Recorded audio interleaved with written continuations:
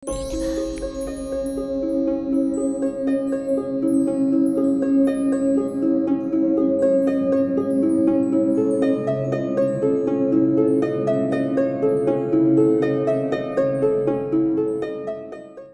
selamat datang kembali Sobat Rumah Horor Indonesia.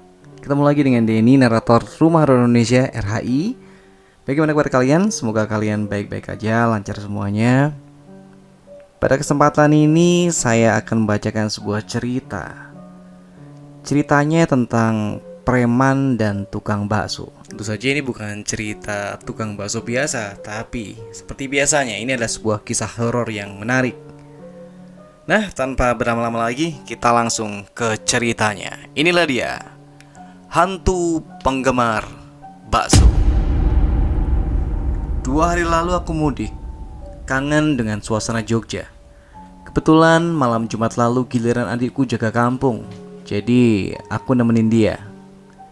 Setelah ngobrol ngalor ngidul, sampailah kami berlima, Pak Gio, Keli, Sutris, dan aku, beserta adikku pada pembicaraan yang serem-serem, termasuk pengalamanku ketika masih remaja dulu. Dari Pak Giola aku tahu bahwa Sukardi, salah satu preman kampung yang paling disegani di kampungku, sudah meninggal dunia. Bukan karena dikebukin orang atau ditembak polisi, melainkan gantung diri.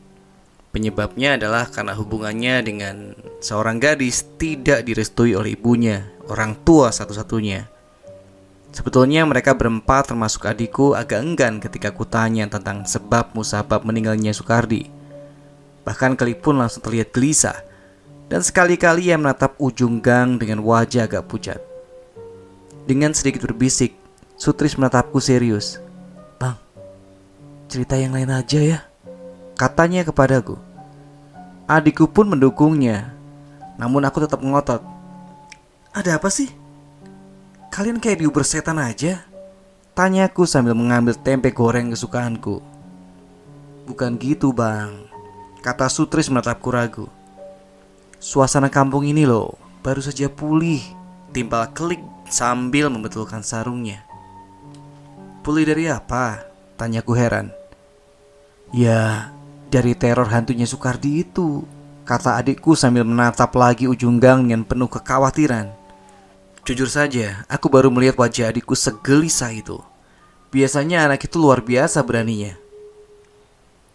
"Besok pagi aja aku ceritain tuntas," kata Sutris sambil beranjak pergi. Tunggu dulu. Mau kemana?" tanyaku. "Tidur ah, ngantuk nih," katanya sambil ngeloyor pergi. Tak lama kemudian Kelik pun pamit pulang. Jadilah aku, adikku, dan Pak Giola yang jaga kampung sampai pagi. Keesokan siangnya pukul 11 aku sudah bertandang ke warung sotonya Sutris. Penasaran pengen tahu ada peristiwa apa di kampungku pasca meninggalnya Sukardi, si preman kampung itu. Kebetulan di situ juga ada Pak Joko, tukang bakso langgananku. Sutris yang melihat kedatanganku langsung berkata, "Tanya saja Pak Joko biar lebih jelas," dengan gayanya yang bikin sebel. Pak Joko yang tiba-tiba ditunjuk buat cerita langsung kelimpungan. "Cerita apa mas?" katanya sambil menyeruput kopi hitamnya. "Itu loh pak, tentang Sukardi," kata Sutris kembali menimpali. "Wah, yang lain saja Thomas Hari, saya lo masih trauma," katanya sambil nyengir. Waduh, gawat nih. Mereka berdua saling lempar tangan, tentu ada yang tidak beres. Pantesan tadi malam ibuku agak khawatir ketika kalian berdua pamit mau jaga kampung. Setelah kurayu-rayu, akhirnya Pak Joko berani bercerita. "Sudah sebulan lebih saya libur jualan mas, karena di Gunung Kidul baru panen, sehingga saya tidak tahu perkembangan terbaru kampung ini," katanya sambil menghisap rokok kretek kesukaannya. Malam itu hujan dari pagi sampai sore belum juga reda.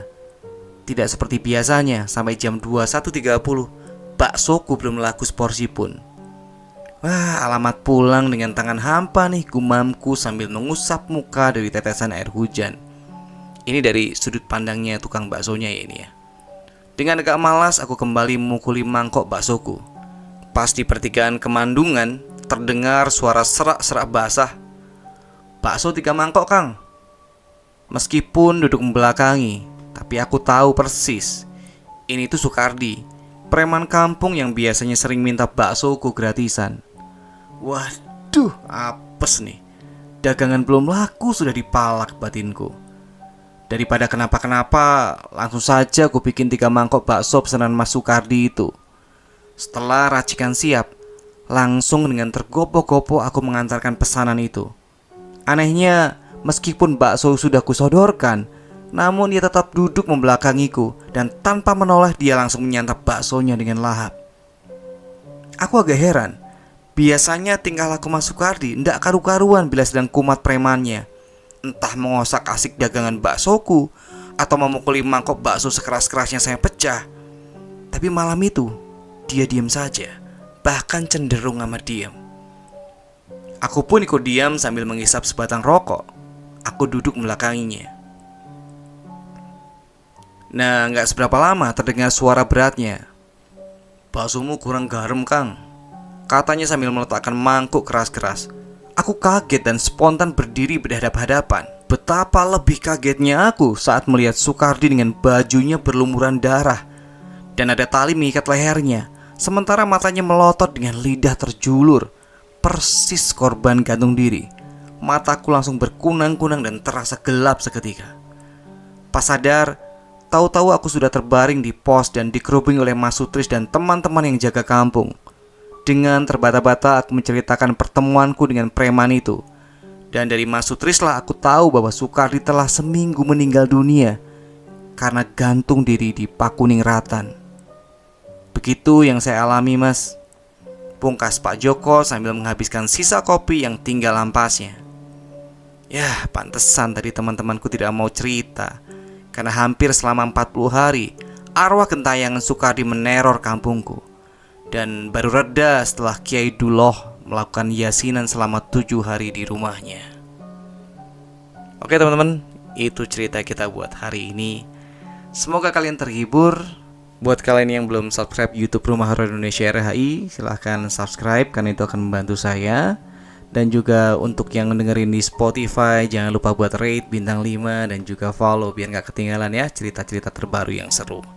Sampai ketemu lagi di cerita berikutnya. Selamat beristirahat.